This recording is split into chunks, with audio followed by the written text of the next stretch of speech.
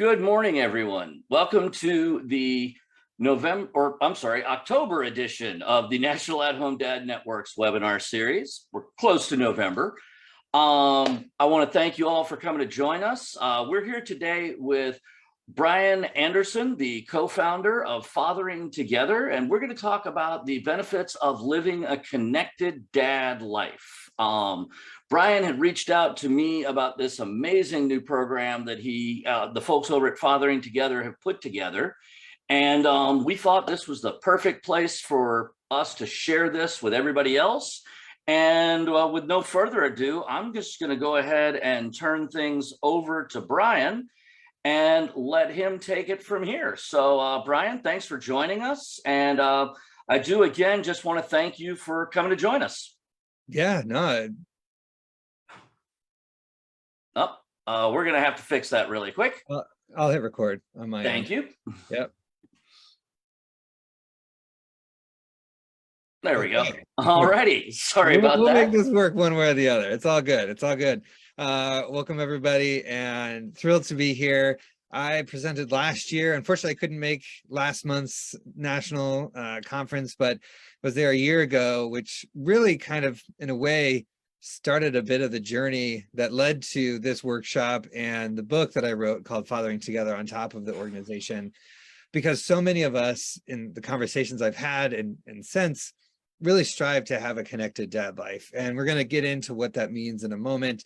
But I think for all of us to be more than we ever thought possible as dads is a tall order. And we're all in this together. So let's dive in and talk through how we can help each other be a connected dad, not just go on our kind of solo journey, if you will. So we'll get this started. Can you see okay, Matt? Yeah, I can see perfectly fine. Thank you. Great. So living a connected dad life, what does that mean? Well, let's get a little bit into who I am again, do some definitions, talk some strategy, and I'm going to give you all a homework assignment because I'm an educator and all of our kids get homework. So let's just do homework together with them. For those of you who have not met or who are just tuning in, my name is Brian Anderson. I'm the co-founder of Fathering Together. And on top of that, and first and foremost, I'm a husband and a dad. My wife is in the top picture, and then my daughters are with me. They are, as you can tell, pretty amazing, pretty energetic, and keep me on my toes every day, especially when we're painting my daughter's room and they decide to help and we get paint everywhere. But, you know, everything's a teachable moment. So in my career, though, in my professional life, I've been a full-time dad. I've been a community builder. I'm currently a grant writer for an organization called I See Stars, which is just doing amazing work to help all people get better tech skills. And that last line, other duties as assigned, I'm sure many of you agree that this overrides all other identities.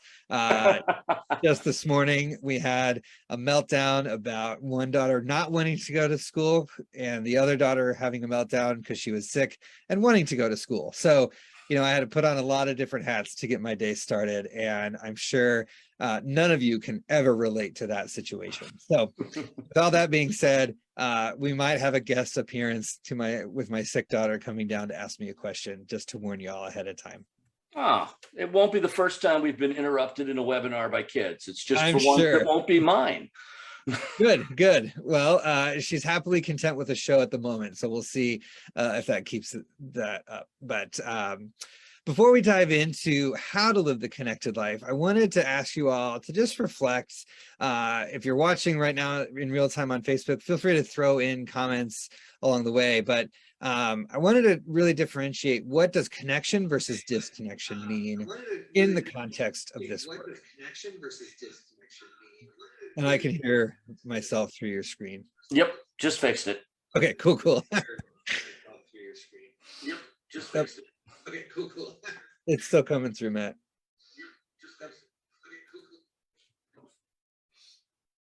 All righty. So, all right.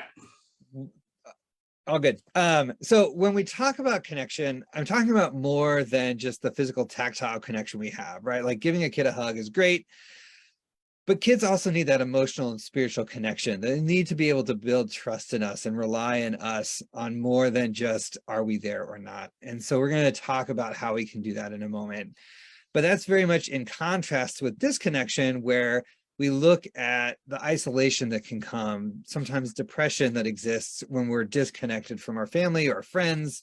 And sometimes there's an echo chamber that also comes into effect, where we might think we're connected, but all we're really doing is hearing an echo back from the demands we're putting on our children.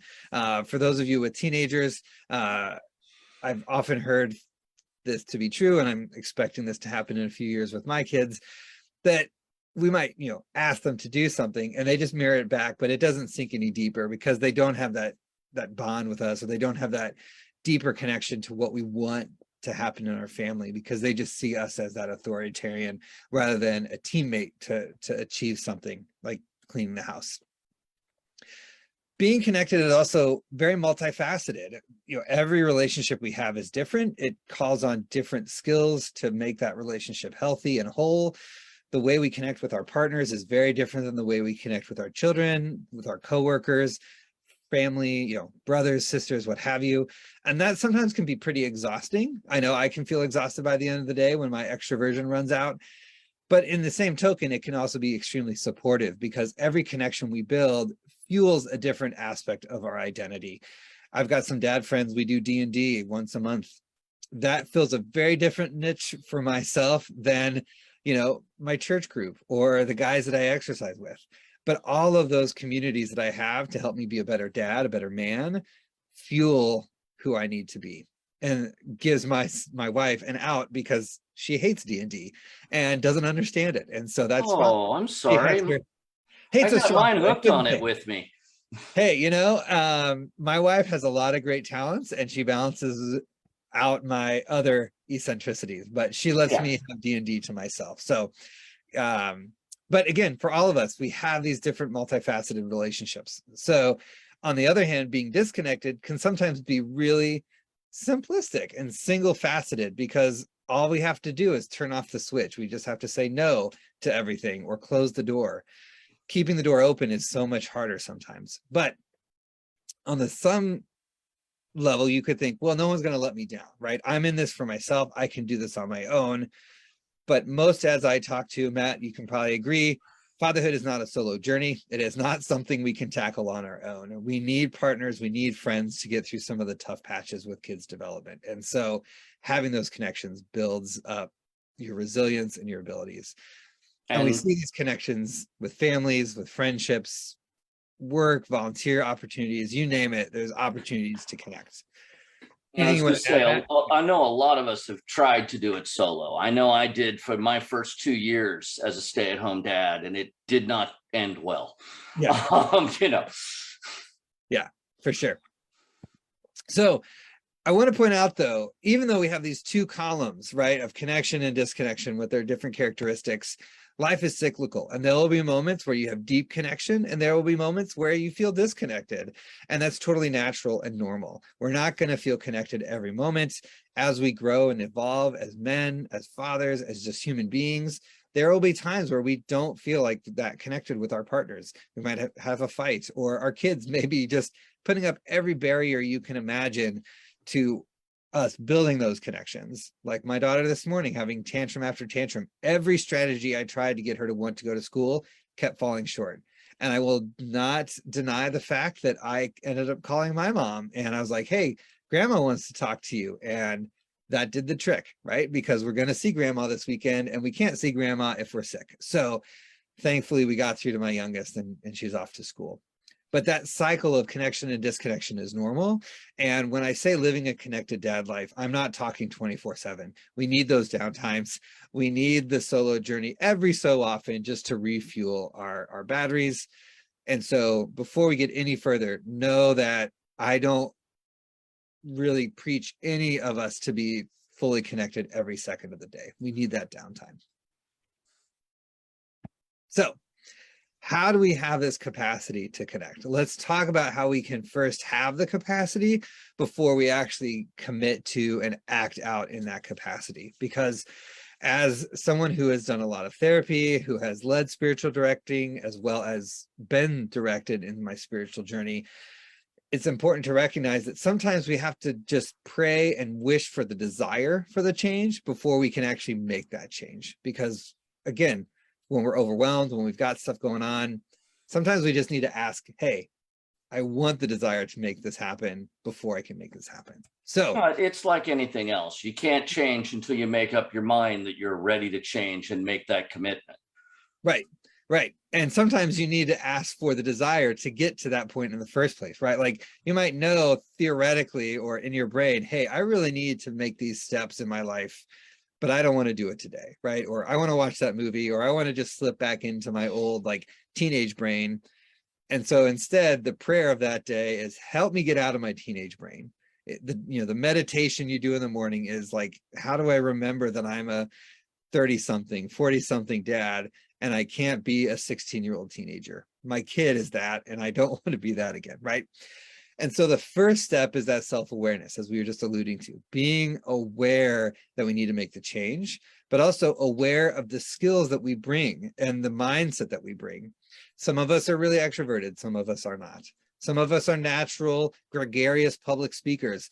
Some of us are quiet tacticians that love the operations of things, right? My brother-in-law is an IT specialist.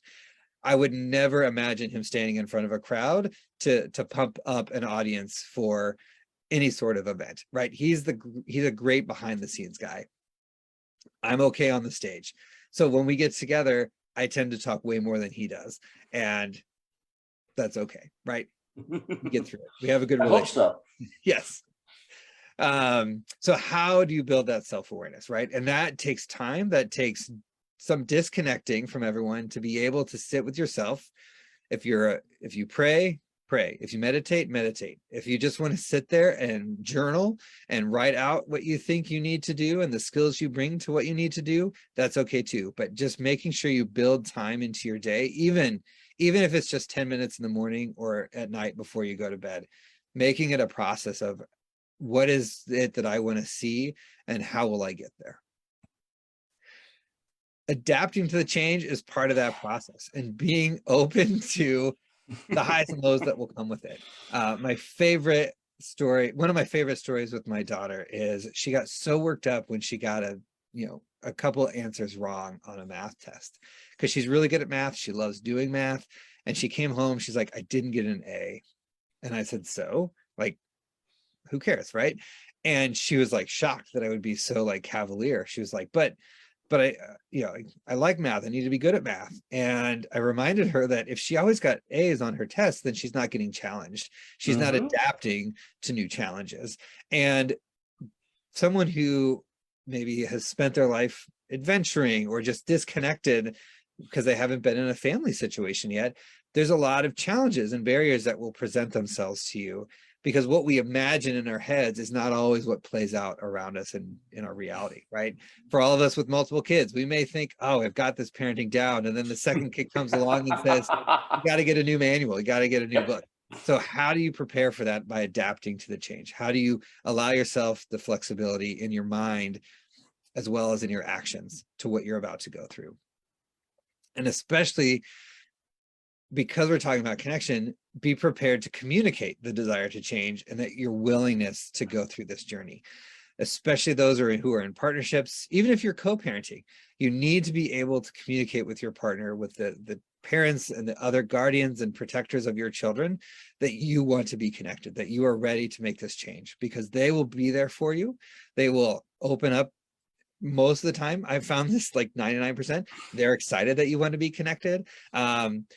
As a dear friend of mine, Kate Mangino, who you should totally get on this webinar series as well, we were on a panel together and she said, hey, it's a turn on for most women when the husband steps up and does dishes or does the laundry, right? When we show we are connecting to our family in more ways than just being a breadwinner, that's a big turn on to our partners because there's a trust, there's a connection and an intimacy being built there. So how do you communicate those desires with your partner?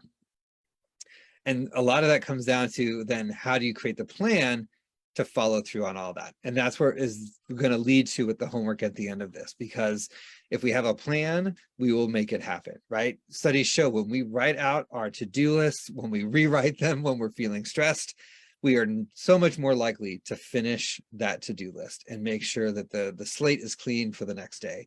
When we leave it up in our head, when we don't materialize it around us, then it's easy to put it off or make it a deadline for another day. But when we have a written plan of how we will live out a connected life, when we communicate that plan to our partners, to our friends, then it's so much more likely to happen. And if you need someone to be that accountability partner, I'm here, Matt's here. So many more people that are listening are here for you on that front too. So I will point out, you had mentioned your partner really finds it an incredible turn on when you step up and do the dishes. Just remember, we are the National At-Home Dad Network. So most of our dads doing the dishes is every day. Yep. That is true. Most of us are not the primary breadwinners in our family. So we're in kind of an opposite environment, but that connection still really matters because a lot of us end up being really isolated. Yeah. Well, and yes, thanks for reminding me of that. And it's not necessarily the fact that like you're doing the dishes. It's also the deeper level of you have a plan to do the dishes. You have a plan to do the groceries. A year ago when I did a presentation on equity within the home at the last Home Dad conference I went to, a lot of dads who were the primary at-home parent, right, who are doing all of these things, also admitted to, but their wives still are kind of the executive leader, right? The wife or the partner still does all the deeper conceptualization of, well, here's the plan to do all these things. And then the dad just executes. And that's a lot of mental toll. It's a lot of mental energy and emotional energy that goes into managing the relationships of our children, managing the process that gets the food from the grocery store to the table. And so while you may be doing the dishes, if you don't have that deeper awareness in the relationship to make it equitable from conception to execution, then there's still a disconnect happening. And so to your point, Matt, like, yeah, keep doing the dishes, but show that you have that kind of forethought going into this as well to make our partners feel good. Yeah, absolutely. All right. So any other comments or any questions coming through before we move on? Okay. Not currently. Cool. So in my book, Fathering Together, I use servant leadership as the kind of larger model for fatherhood because so many dads I talk to, they may be a stay-at-home dad currently, but they've worked out in their careers at some point. And when I talk with career-driven corporate leader dads, a lot of them reference, all these things they do in the workplace to be effective. And yet when it comes to the home, they let that go, or they don't necessarily live into that same level of capacity in managing their home life like they do their team in the office. And so I got to thinking, like, well, is there a model in the workplace that could work for dads in the home? And servant leadership time and time again popped up in my head in the conversations. And so I said, okay, let's use this model then, right? So many corporate leaders write about using it to turn their businesses around. How can we as dads use it to live a more connected life, to understand our children's desires and really elevate our children? Because at the heart of servant leadership, the mindset is that as a CEO or as a team leader, you cannot be successful if your staff is not successful. If you aren't creating opportunities for your staff to identify with a problem, to overcome it on their own or feel a part of a team, then they're just going to disconnect and be like, well, my boss gets all the credit. What do I care if I do this report? And while our family is not structured where I'm the boss and my kids are my employees, there's still an element of how am I creating opportunities for my kids to thrive, to feel that they are part of this family and the direction that comes with the family, that they're a part of the meal planning, that they're a part of the like adventures we go on, the vacations we do. If they're not a part of those conversations, then they're not, one, feeling connected themselves, but two, they're not learning how to communicate their desires and practice the deeper debates that may look like fights, but are really just parents sharing their opinions. And so what came out were these kind of 9 strategies for all of us to live into that. And so we're going to walk through these for the rest of the the webinar before we leave off with the homework. So sound good, Matt? Yeah, sounds great. Awesome. And All right, again, so it doesn't surprise me that we're looking at business strategies, because to a large degree, being a dad, it's about the business of family. right.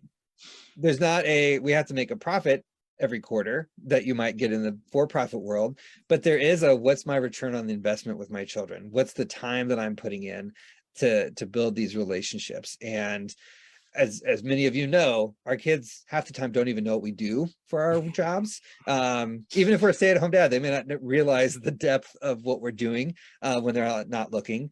But for most of them, they don't care. They want to know that when their owie is bleeding, that they get a Band-Aid. When they just want to cuddle and watch a show, that you're there to cuddle with them. And so how do we build structures so that we can do those things when they matter most? And so the first step and strategy is to really become aware of our imperfections and have that desire to change. So just like we talked about the desire to change, to be more connected, we also need to recognize that we're not going to be perfect. And our kids don't need us to be perfect, because if we create this air of perfection, then that creates a goal that is unattainable for our children. And that leads to anxiety later in life. It can lead to depression and a lot of negative mental health traits that we don't want our kids to have to face. And so it's not like we need to walk around and say, oh, I failed at this, I failed at that, and put ourselves forward as a failure.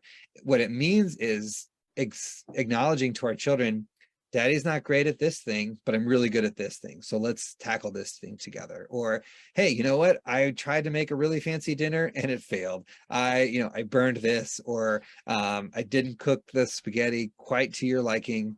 I'll try better next time. And much like happens in a fight where you have to repair the damage, talking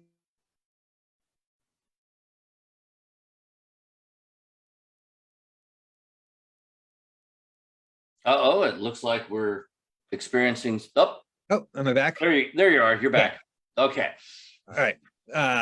So how do you create a plan for them that is helpful? Right. About that. Okay. Next, preparing for greatness inside and out. So many dads that I've talked to have said to me, when they were preparing to become a dad, they built a crib, they read some books, they may have attended a class or two, but that's really the extent of their knowledge. It was very, again, tactile, surface level.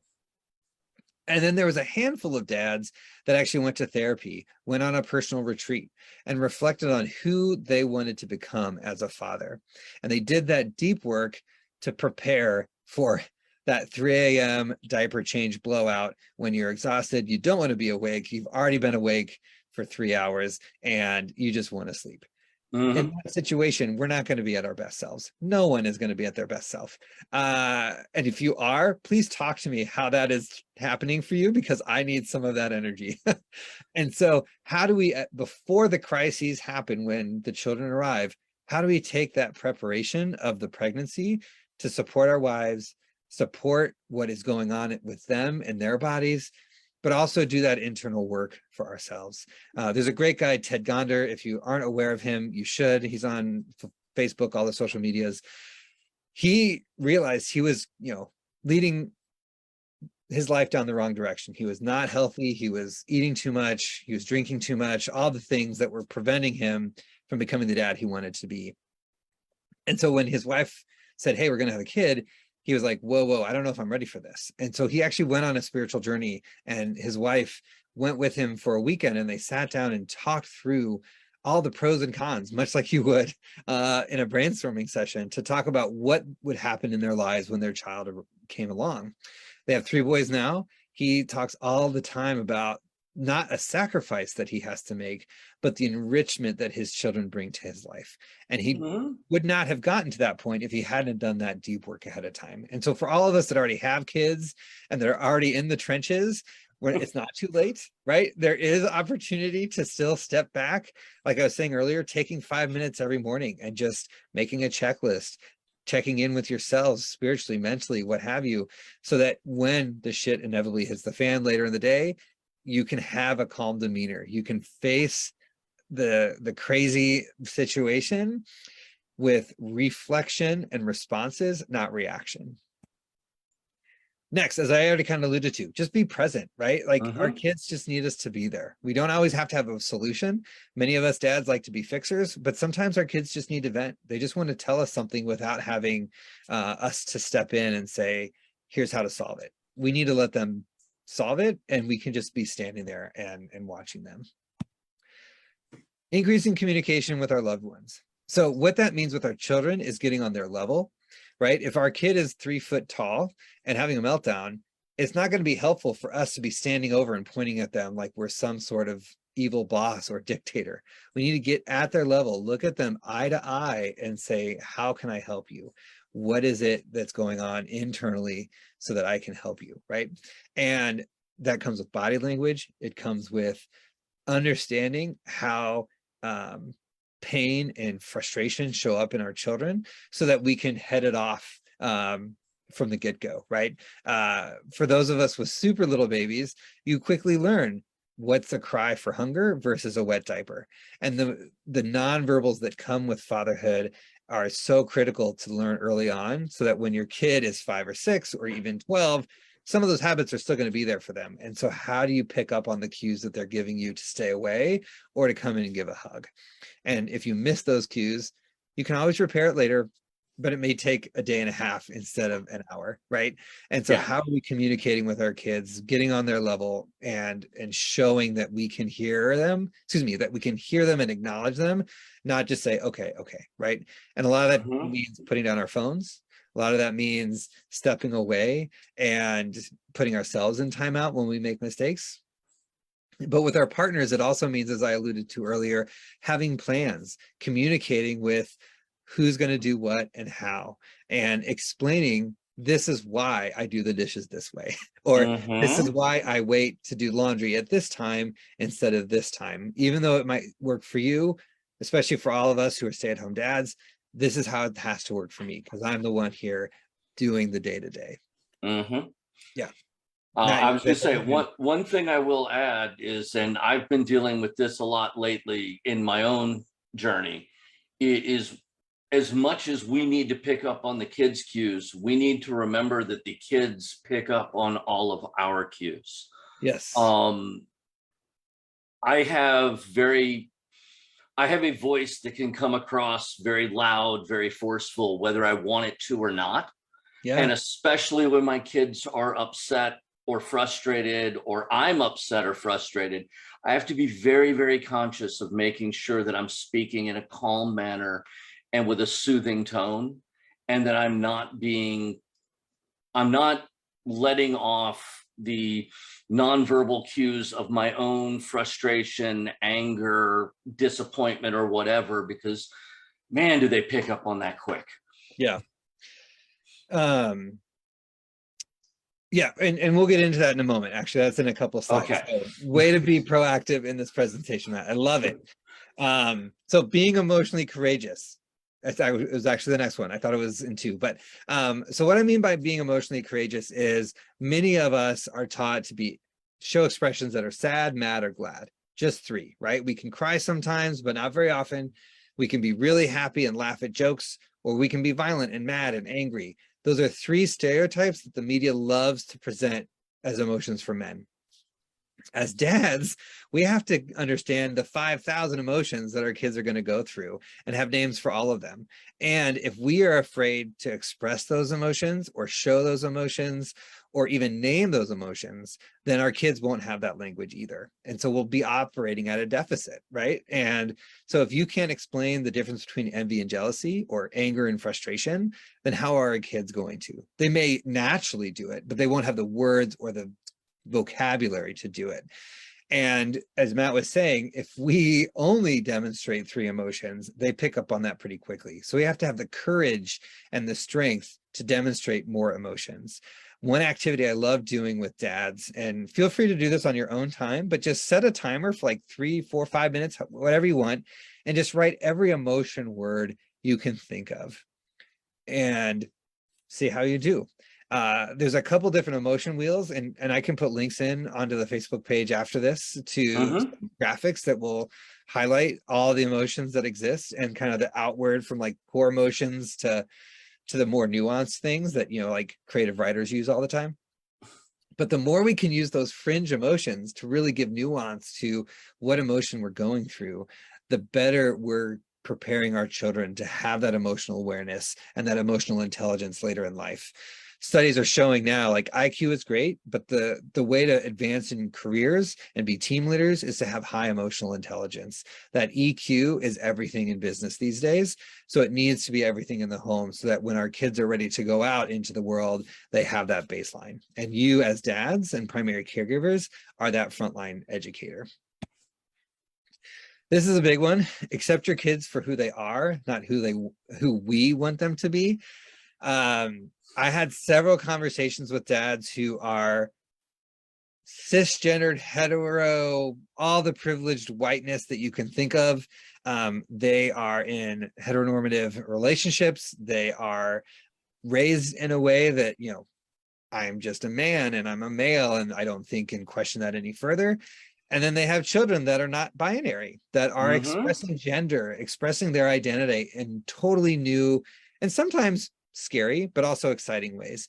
And I'm sure all of us did the same thing to our parents, whether we remember it or not, because as children, they don't know what their identity is. They're malleable, right? They are still growing and learning who they are.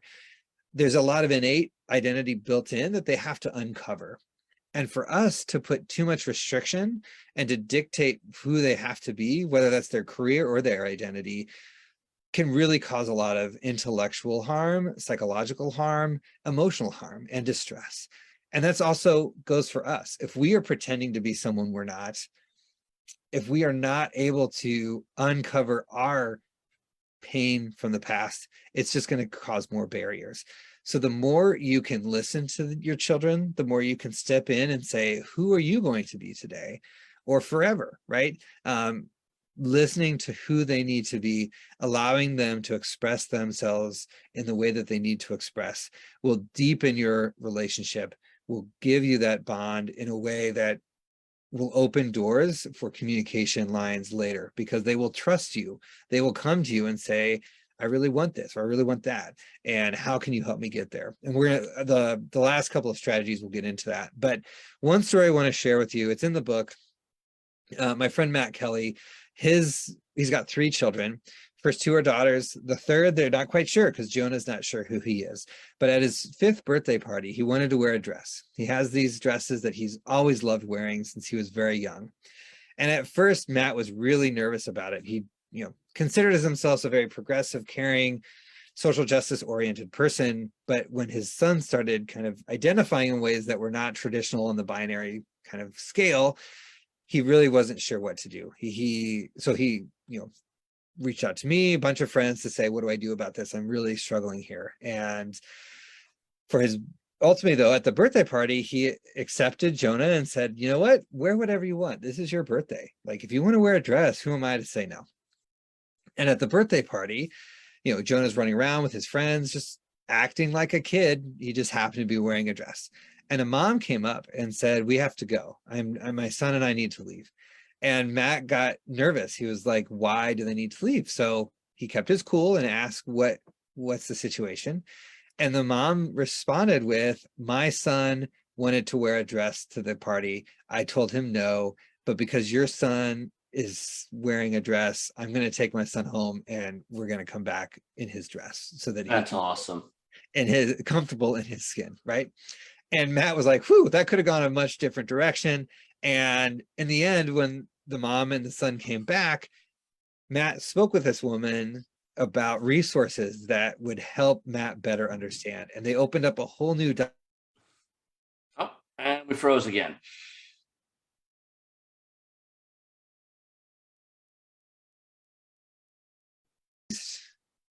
Oh, the last thing I heard was, and we opened up a whole new dialogue.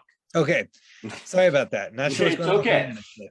So the last thing that he ended up having with this mom at this birthday party was a conversation around resources in their town and community. And Matt was able to find a community of parenting support and activities for Jonah to do with other kids who are exploring their identity. So again, if Matt had not accepted that, aspect of Jonah. If he had just forced Jonah into a mold that he had prescribed for his child, then he wouldn't be deepening a relationship with Jonah. They wouldn't be celebrating Jonah for who he is or they are. They would instead be fighting through a lot of preconceived notions that they didn't have to. And so some of this actually bleeds into cultivating a lifelong learning mindset. And many of us are older. We probably have figured out everything we need to know in life. And yet our children come along and say, what about this? And then our world gets a little bit turned upside down. My daughters love playing Legos like I did, but they also love Barbies and they love games and they love all these things on their computers that I have no clue how to do. I could just let them do it on their own and step back. And sometimes I do. Or I could step into that space with them and reopen those channels for my mindset to learn and grow. And by doing that, I'm learning alongside them. I'm going back to that first strategy of showing my imperfections and admitting that I don't know everything, just most things. And it allows me to get flexible again and to be connected and get on their level. Sometimes it means I listen to music that I cannot stand. I watch TV shows that are not meant for a 40-year-old male. But, you know, I'm learning something about the culture that my children are invested in, right? That are swimming in every day at school. And if I didn't allow myself to learn again, to step back into the world that they live within, then I would be doing myself a disservice and putting up a barrier for connection with them. So I implore you, how can you learn again? And how can you put yourselves in their shoes? Because every first experience they have is something we do all the time, right? The first time your kid goes to school, we did it for what, 12 years in a row or more. The first time your kid experiences snow, if you live in the north, it's all the time. It's so normal and it's probably a headache because you got to shovel it. But for your kid, that's a magical moment that they're exploring. So how do you relive that magic? How do you put yourselves back in that learning moment for yourself and make it teachable where necessary? So kind of going along with the accepting, being emotionally connected, all these things is advocating until they can find their own voice. We are their advocates, whether that's around gender equity issues, racial equity issues, or just helping them get a better, strategy on a passing grade. We need to be their advocates. And once they get old enough to advocate for themselves, we need to step back and be their ally. Matt is doing that now. He's walking through that very closely. Danny is a great example from our network here at the Home Dad Network. Danny Mercer is such an advocate on so many levels, but he's also an ally because he's stepping back and letting his children lead the way in conversations and in spaces that he doesn't need to tread, but he's given them spaces. He's giving them spaces. He's given them the tools to advocate for themselves, and he's learning to step back. So I love Danny. If he's listening, yeah. There you go. I believe he is. Giving a shout out to Danny once again. But also he's modeling what advocacy can look like, right? With his mental health check-ins that he does at every Home Dad event I've been to. He's also doing 2 a week virtually. Well, right. Yeah. That as well. And so he's modeling to his children what advocacy looks like and how to create avenues for change for children. There's another guy that I've worked with, his name's Brian. He lives out in DC. He drove 90 minutes to make sure his kids got to see a Black Santa a couple of years ago before the pandemic. And in his avenues now in workspaces, he's pushing for anti-racism policies, for more gender inclusive spaces, so that he knows when his kids get old enough, there will be a space for them not to have that same fight. But he's talking with his kids about what he's doing so that they can learn and grow with them. So again, how do you advocate? And some of that is looking to organizations that do it all really well already. In the LGBTQ space, there's the Trevor Project, there's PFLAG for parents. There's also a new organization I'm just learning about called Queer Space, They do a lot of like clubhouses and meetups for children who are going through kind of that exploration of their identities. And so how do you tap into those networks that already exist to give you the language so that you aren't making mistakes or putting your foot in your mouth as things kind of evolve around your children's lives? I will point out another organization that is based out of Maine that the National At-Home Dad Network partners with is the Trans Youth Equality Foundation. Yes, thank you. They do a bunch of great work, including a summer camp for trans kids, which is just awesome. Like a camp Nice. where they can just go and be themselves and have a normal summer camp experience. And for the record, not only is Danny listening, but his kids are home for e-learning, and they screamed out, "That's you, Dad," when you gave him the shout out. Awesome. Awesome. Glad to give him a shout out for his kids to know he's the cool dad. So speaking of the trans kids and all these other organizations, like belonging to a community, and your family does count as a community, belonging to a community is critical. We already talked about that with the mindset shift to get that feedback to help you build a plan. But I mean, every time I've done a home dad event, every time I've done a fathering together event, it's just so clear that men need community, that we are not meant to be lone wolves out there on our own. Nature created us to be social beings. God is calling us to be creative and connected if you're of faith that believes in a God. And so how do you find that community? There's Home Dad Network, right? There's City Dads groups. There's us at Fathering Together. There are so many different spaces. And so pick your poison, right? Yeah. Pick your remedy, because not all of us are the same. Not all of us are going to be able to fit your needs the way we want them to. But if you don't know, or there's not one in your community, build one. That's what happened with Fathering Together. I looked around about, 6 years ago now, and I didn't find anything that was meeting the needs that I had at the time. And so I started building what would become Fathering Together. Same with the Home Dad Network, right? Same with the dads groups. All these dads were just saying, hey, there's a need. I'm invested in this. I'm going to build something. And it doesn't have to be a massive scale like Home Dad Network or Fathering Together. There's a guy named Keegan over in Vermont. He runs Dad's Guild. It's a statewide dad meetup community that is just doing some amazing work to reinvent what fatherhood looks like in the state of Vermont. And I would love for him to be able to help build systems throughout every state, but let's focus on his state first for him. So build and belong to that community and use these strategies in your community, right? These are not just strategies to better connect with your kids, but better connect with other dads. So homework time. Where do we begin, right? So I just listed, here are 9 strategies, and we can list them on, other ways on the comments or whatever. But of these 9 strategies, what are the goals that come out of them for you? Just you, not everyone else, but what is 1 to 3 goals that you want to have for yourself and you really want to focus in on, right? I'll pull this back up again. Maybe you've got communication down really well, but you're struggling with some of the behaviors your kid is exhibiting, right? Or maybe you're struggling to know how to advocate. Well, maybe the goal is to look up some of these organizations that Matt and I listed, or find others around race or gender that you want to live into and get better connected for the sake of your children. List those 3 goals. And then think about what you could do today, tomorrow, and next week. Maybe next month, next year, that's fine too. But what can you do in the immediate moment to start actualizing those goals? What are those action steps? Because goals are nice, they sound great. Companies have vision statements that sound really cool, or missions that sound cool, but it's the actions that get you there that are really critical and important. And it's what your kids see every day.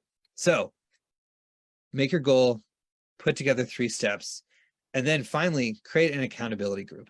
One of the biggest lessons I learned before starting Fathering Together, I had another job. My kids were still very little, and I was really, struggling with fatherhood. And we had this professional development workshop that we did. And this woman who was leading the workshop said, every nonprofit has a board of directors. Every for-profit public traded company has a board that leads with bigger decisions, that holds the one executive director or CEO or whatever, holds them accountable to the larger mission. Why don't we have that in our personal lives, right? If my goal this year is to become a connected dad that is advocating for my kid in the school, who are 3 to 5 people that can be my board of directors or my accountability group that I can check in once a month or once a week, just sending a short email saying, hey, this week my goal was to do this and I got 90% of the way there, but next week I'm going to get all the way, right? Who are those people that can hold you accountable? I've done that before. It was great. It got me through to writing my book. It got me to start a nonprofit, because when you visualize it, that's great. When you write it down and make a plan, that's better. And so how can we pick those goals, pick some action steps, and have those people hold you accountable to them? All right, now hold on. Everybody take a screenshot right now so that you have a Take a paper to do your homework on. Okay. We can send this out too. It's not that complicated. This is, repurposed and reshared from other workshops I've been a part of, but it's, in a way, it's very basic, right? It is. What's your goal? How will you get there? And who's going to hold you accountable? And if you can start there, it can get as nuanced. It could be a whole wall of crazy thoughts and, these word charts and bubbles that you see some corporate retreats look like and all that stuff. But really what it comes down to you as an individual, what is one goal, one action, and 3 to 5 people that will help you get there. I'm not going to do the cheesy aim for the stars, right? But we all know if the bigger the goal, the more steps we'll take.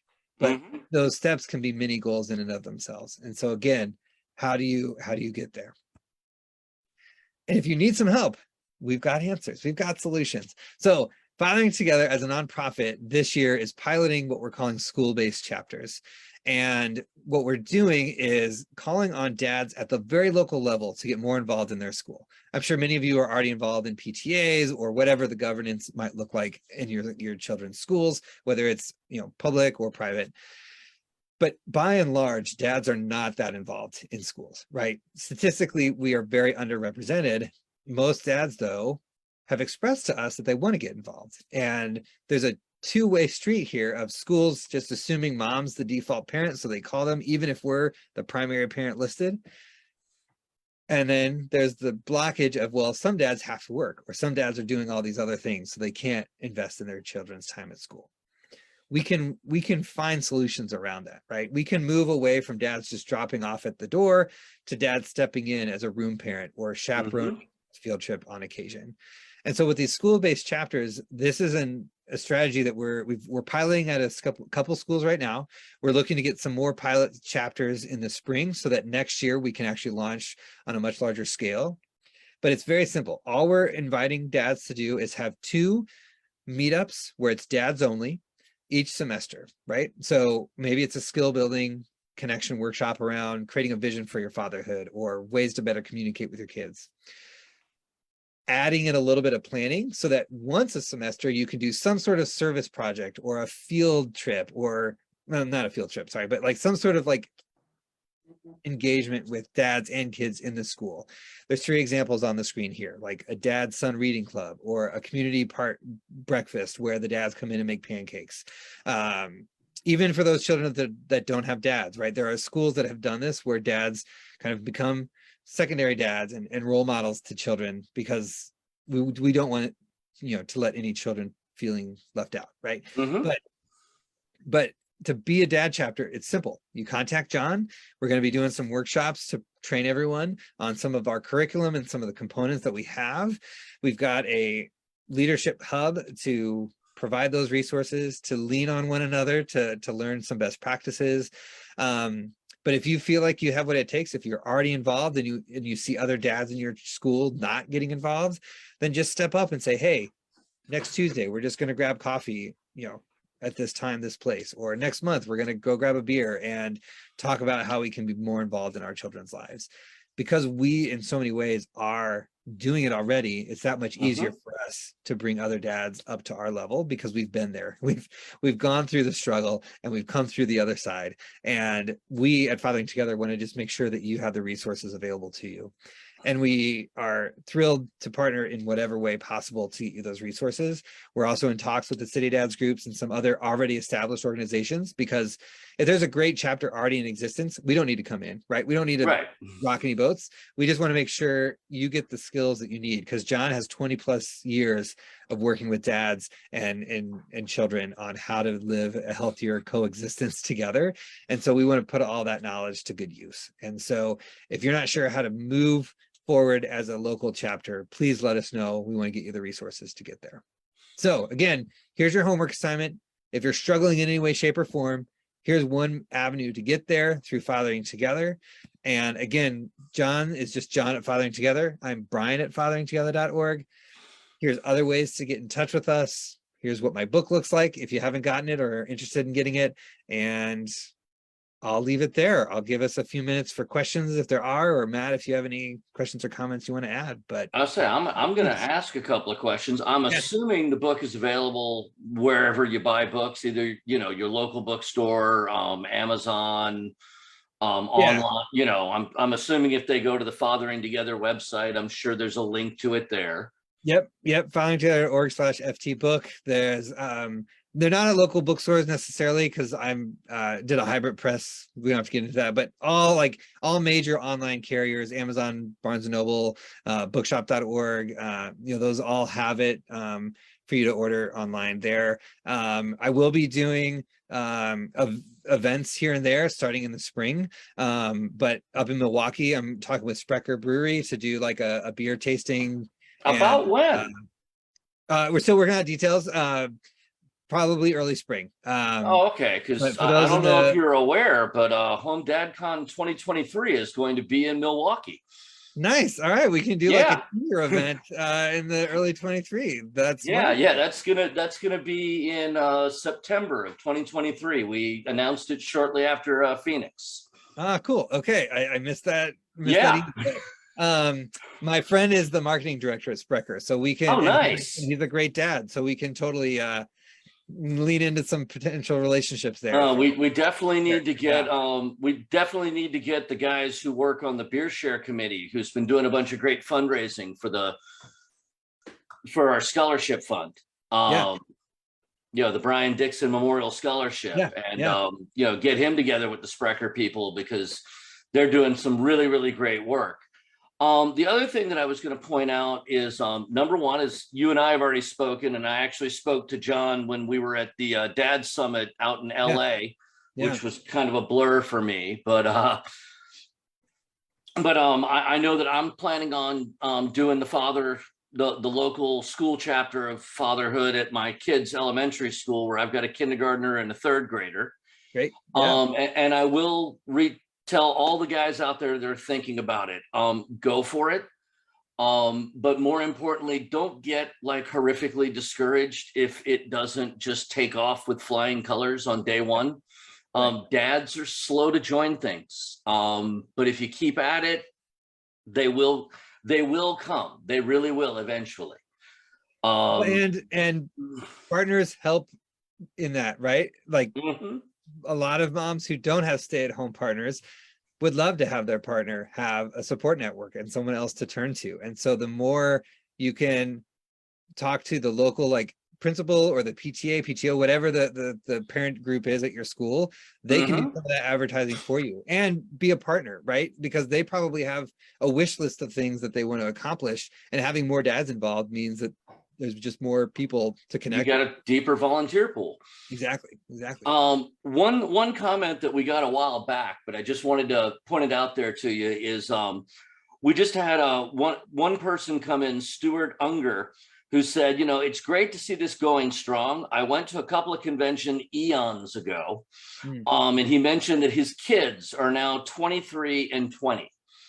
And that he's incredibly proud to be an at-home dad. And I just want to point out that, here's a guy whose kids have already grown up and left the house, and he still recognizes the benefits of having that connection, as he put it, eons ago, right? When, he was in the trenches with the kids. So, this isn't a solo journey. No, and it doesn't just change. Yeah, it doesn't just change when they leave for college or move out of the house. Yeah, you don't stop being a dad. Yeah, not now, not ever. Yeah. Other than that, I do want to thank you for joining us. If anybody is out there watching currently and has any questions, now is the time to type those questions in. And we can get them answered. Otherwise, you can type them in later, and Brian is with us on Facebook and the rest of it. So I'm sure he'll see them eventually, because he'll be tagged in all of these videos. Yes. And would be more than happy to answer them. All I can say is if you have the inkling to do it, reach out to John. Fathering Together is a great organization. We've worked with them in the past. There's a lot of parallelism between the National At-Home Dad Network and Fathering Together. And you can't go wrong connecting with some of these local dads. The online community is great, but sometimes you just really need somebody to be there for you in person on a day-to-day basis. So true. Couldn't said it better myself, Matt. So yeah, Danny was asking if we were wanted to thank you, and was going to say that was asking if we were going to be posting information about the local school-based program within the network. And I haven't cleared it with the rest of the board, but I'm fairly certain that nobody's going to have a difficulty with doing it at all. So I'm sure those details will be going up soon. yes, and depending on the interest, we can John is looking at some dates in November to do some kind of like training and prepping so that everybody has the tools they need to jump off on the right foot in the spring, so that no one's left disconnected, but everyone's connected to doing the stuff that meets the needs of their community, right? Like, we don't have a set curriculum where you have to do ABC, because every community is a little bit different. We want to make sure that if you need A and then you need to jump to C, that's okay too. And it's really, again, helping you all be successful with what your local dad community needs, just as much as the larger conversation. So yeah. And it is really possible to get dads super involved. It's anecdotal, but a couple of weeks ago, my son's kindergarten class went on a field trip out to the pumpkin patch. And at 5 years old, it was my son's very first ever field trip. And there were 14 kids in his class, and we had 4 chaperones show up that were parents. 3 of us were dads. Nice. We had 1 mom out of the group show up, but the other 3 of us were dads. And it was really surprising, because the other kindergarten classes did not have that kind of a ratio. Mm-hmm. It was very unusual, and I'd like to see that change. Well, in the Field of Dreams, they always said, if you build it, they will come. And a lot of dads that I've talked to, if somebody hadn't reached out to them, they wouldn't have thought to do it, right? And so half the battle is not just building it, but letting people know. And so we're here to help with that in any way, shape, or form. So let's have a dad revolution of healthy, engaged fathers. Well, folks are thanking you on the comments, as I'm sure you'll see down the road, or now if you're watching Facebook. I want to thank everybody for joining us.